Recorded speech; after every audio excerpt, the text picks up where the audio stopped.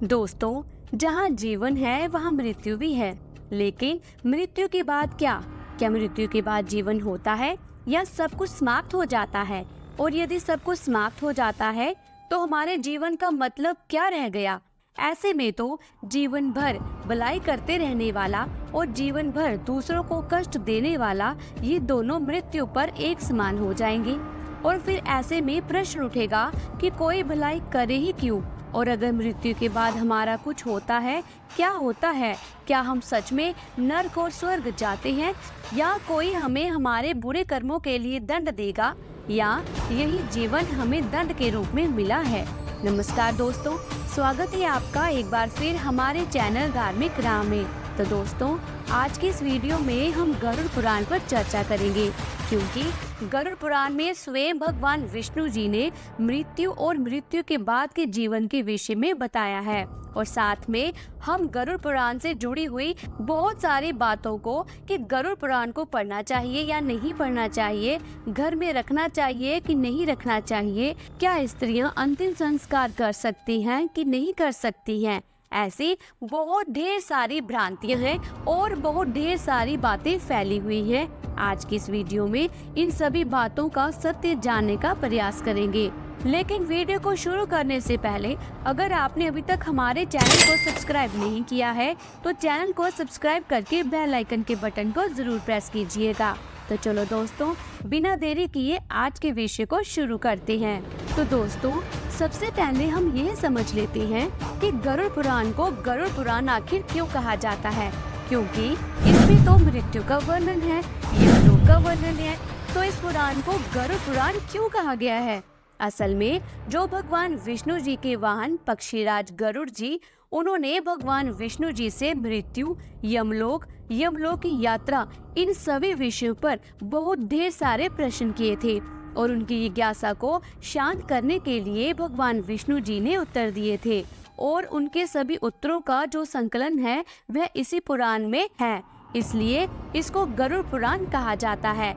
और जो गरुड़ पुराण की मूल प्रतिथि थी, उसमें आज माना जाता है कि 19,000 श्लोक थे, लेकिन आज हम सब देखते हैं तो हमारे पास श्लोकों की संख्या 8,000 है। और अगर स्ट्रक्चर की बात करेंगे इस पुराण की, तो ये 2 खंडों में बटा हुआ है, एक पूर्व खंड, एक उत्तर खंड।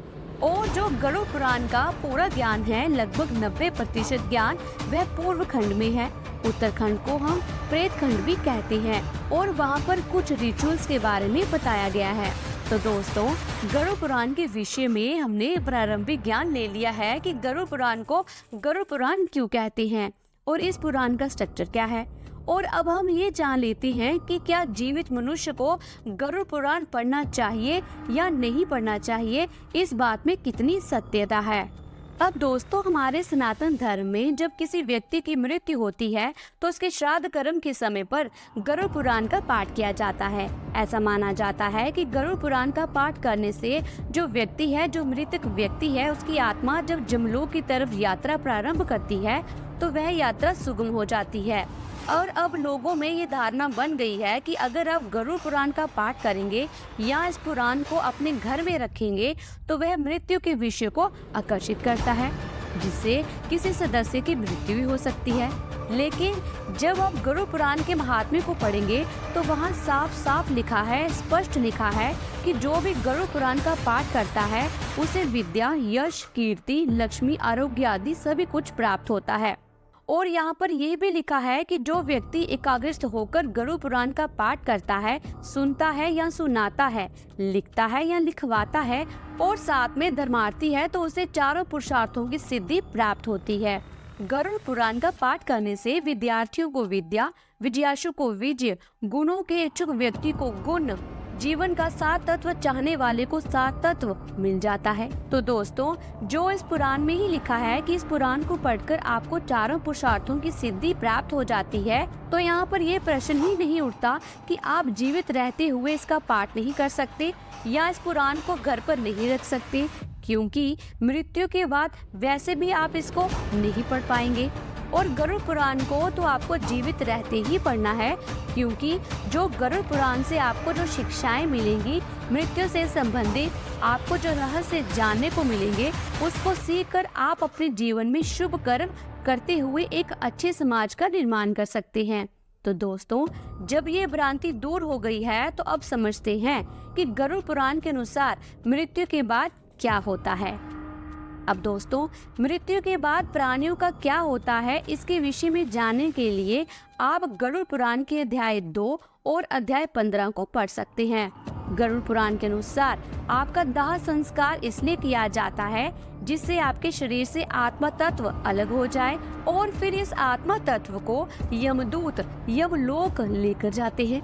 अब यहाँ पर ये मेंशन किया गया है कि जिन्होंने बुरे कर्म किए होते हैं उनके लिए ये यात्रा बहुत दुखदायी होती है, और जिन्होंने अच्छे कर्म किए होते हैं उनके लिए ये यात्रा सुगम होती है।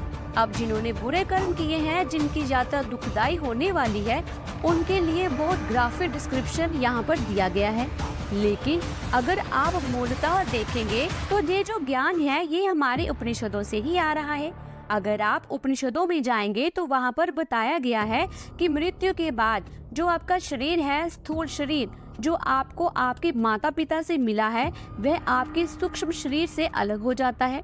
फिर सूक्ष्म शरीर के पास 2 मार्ग होते हैं, एक उत्तरायण और दूसरा दक्षिणायन।